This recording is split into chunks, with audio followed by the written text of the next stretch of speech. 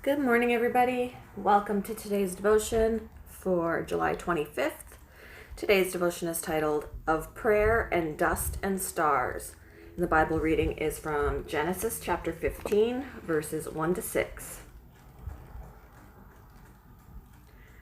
After this, the word of the Lord came to Abram in a vision. Do not be afraid, Abram. I am your shield, your very great reward.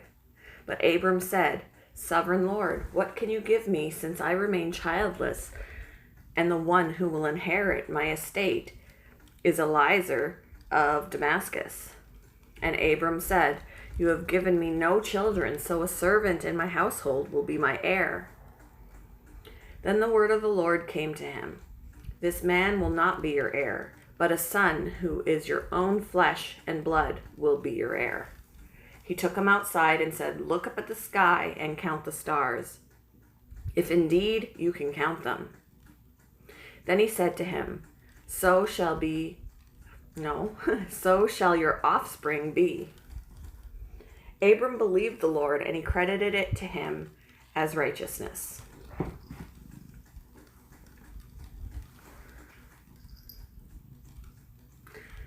Lara and Dave desperately wanted a baby, but their physician told them they were unable to have one.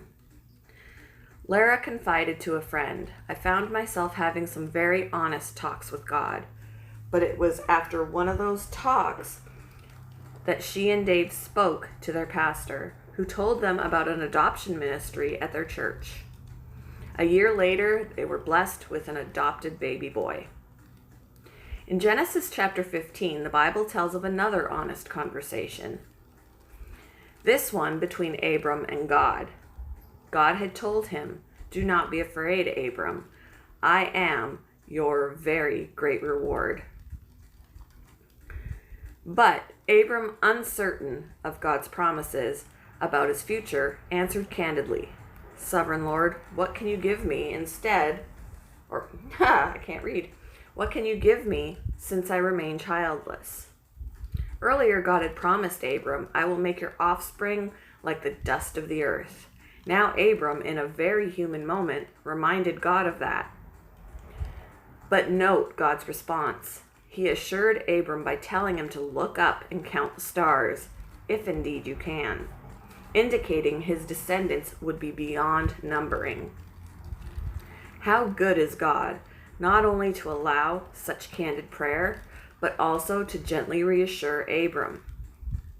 Later, God would change his name to Abraham, father of many.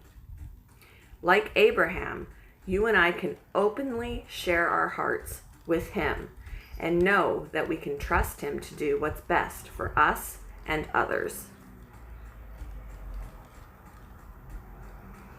How do you think Abraham felt when God encouraged him in such a difficult moment?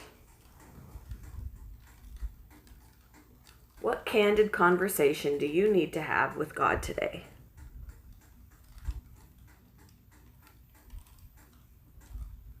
Thank you for joining me for today's devotion, and I hope you all have a wonderful day.